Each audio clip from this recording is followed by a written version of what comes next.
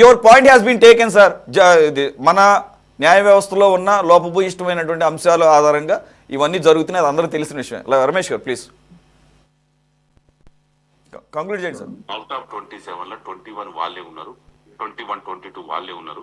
వాళ్ళందరూ అప్పుడు TDP హాయంలో appoint అయిన వాళ్ళే ఉన్నారు. ఒక 2-3 జడ్జెస్ ఆంధ్రలో లంకలో పుట్టిన అందరు రాక్షసులు కాదు కదా, ఆంధ్రలో పుట్టిన జడ్జిలు కూడా కొంతమంది ఒక 40-50 చాలా నిష్పక్షపాతంగా ఉన్నారు, అది ఒప్పుకోవాలి. ఒక 16-17 మంది జడ్జిలు చంద్రబాబు నాయుడు ఏడ సిట్ అంటే ఆడ సిట్టు, ఏడ బయట అంటే ఆడ బయట, సిట్ అంటే సిట్టు, స్టాండ్ అంటే స్టాండ్ అనే జడ్జిలు అక్కడ ఉన్నారు. దానికి తోడుగా ఇక్కడ సుప్రీంకోర్టులో ఉన్నటువంటి వాళ్ళ గవర్నమెంట్ హాయంలే ఆయనే నాకు దగ్గర మై కాన్షియన్స్ కీపర్స్ అనుకునే పర్సన్స్ మళ్ళీ ఇప్పుడు సుప్రీంకోర్టు కూడా 2 వచ్చారు. ఆ 2 విన్నారా సార్?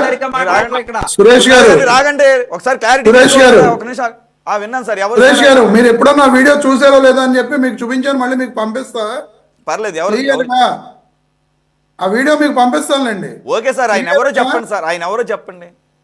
తెలంగాణ అడ్వకేట్ జనరల్ గా రామచంద్రరావు, తెలంగాణ అడ్వకేట్. మీరు గురునాథం గారు మీరు క్రాస్ టాక్ చేయొద్దు, ఇక్కడ అర్థం కావాలి కదా, ఒక నిమిషం టైం లేదు ప్లీజ్. ఆయన తెలంగాణ అడ్వకేట్ రామచంద్రరావు గారండి, ఓకే, హైకోర్టు అడ్వకేటు. క్లియర్ గా ఆయన చెప్పడం జరిగింది హైకోర్టులో, అప్పుడు ఉమ్మడి ఆంధ్రప్రదేశ్ ఉండగా హైకోర్టులో క్లియర్ గా 25 మంది 26 మంది జడ్జిలు. అది ఎప్పుడు సార్? అది ఎప్పుడు సార్? ఆ వీడియో ఎప్పుడుది? ఆ వీడియో ఎన్వి రమణ గారు సుప్రీంకోర్టు చీఫ్ జస్టిస్ అయిన తర్వాత వీడియో అండి అది. ఆయన మాట్లాడుతున్నారు, విన్నారు కదా. సుప్రీంకోర్టులో కూడా ఆయన అది విన్నాను, మళ్ళీ అది విన్నాను. కానీ మీరు మళ్ళా ఉమ్మడి ఆంధ్రప్రదేశ్ అంటున్నారు కదా, అప్పుడు టైంలో అంటున్నా. ఆ టైంలో జరిగిన ఇష్యూస్ అన్ని చెప్పుకుంటూ వస్తూ ఆయన చెప్పిన మాటలు అంటే, న్యాయ వ్యవస్థలో చంద్రబాబు నాయుడు గారి కన్నా పట్టు ఎవరికి ఉండదు అంటే, మీరు ఇందాడ జగన్మోహన్ రెడ్డి గారు రెడ్డి వచ్చి మొదలాడే, రెడ్డి వచ్చి జడ్జి మారే, ఈ రకంగా అంటే కేవలం జగన్మోహన్ రెడ్డి గారు విషయంలోనే ఇలా జరుగుతుంది అని చెప్పి అంటం గురించి నేను ఆ వీడియో చూపించా సార్. ఇప్పుడు విజయమ్మ గారు ఒక్క నిమిషం సార్. విజయమ్మ గారు జగన్మోహన్ రెడ్డి గారి మీద అదే చంద్రబాబు నాయుడు గారి మీద 2000 పేజీలతోటి కేసు వేయడం జరిగింది.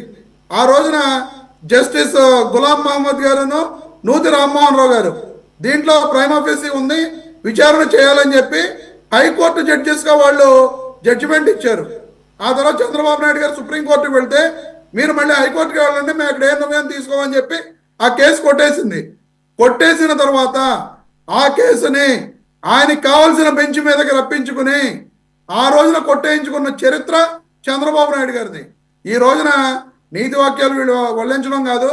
ఇందాక లక్ష్మణ్ గారు కూడా చెబుతూ జగన్మోహన్ రెడ్డి గారు చెప్పినా, రమేష్ గారు చెప్పినా కడిగిన ముత్యంలో బయటకు వస్తారని చెప్తారు, తొందరగా కొట్టించేయించవచ్చు కదా అని చెప్పి లక్ష్మణ్ గారు చెప్పడం జరిగింది. నిజంగా ఈ రోజున దానికి సంబంధించి ఇప్పుడు గురునాథం గారు చెప్పినట్టు కానీ వీళ్ళందరూ చెప్పినట్లుగా ప్రజాప్రతినిధుల కోర్టు ఒకటి పెట్టారు.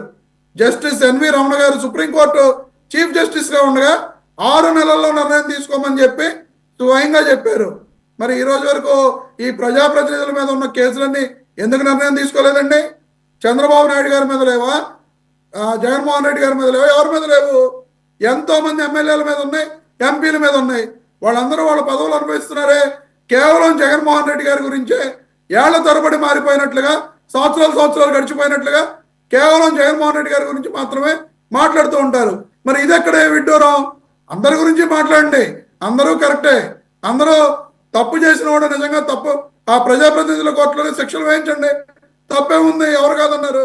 ఇప్పుడు కూడా చెబుతున్నాం, న్యాయ వ్యవస్థలో గతంలో కూడా నేను సురేష్ గారిని నేను చెప్పడం జరిగింది, న్యాయ వ్యవస్థలో రిఫార్మ్స్ రానంతసేపు ఏ ఒక్కళ్ళు కూడా ఏమీ చేయలేని పరిస్థితులు న్యాయ వ్యవస్థలో ఉన్నాయి.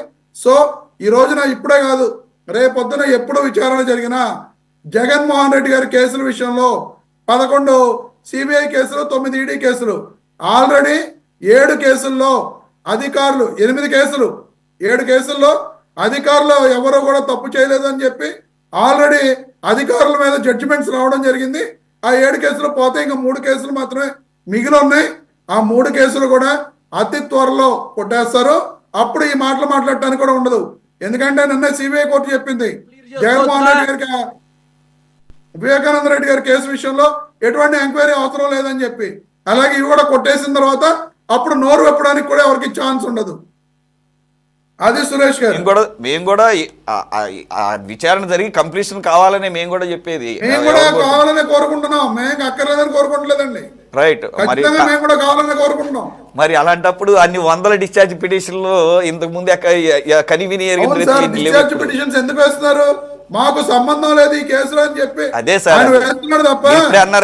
మీరు ఇప్పుడే అన్నారు కదా రీఫార్మ్స్ అవసరమే, దీని ద్వారా అసలు కేసు విచారణని జాప్యం చేసేటటువంటి వ్యవహారం ఇదంతా కనపడుతుంది కానీ ఓపెన్ అయ్యి నేకెడ్ అయ్యి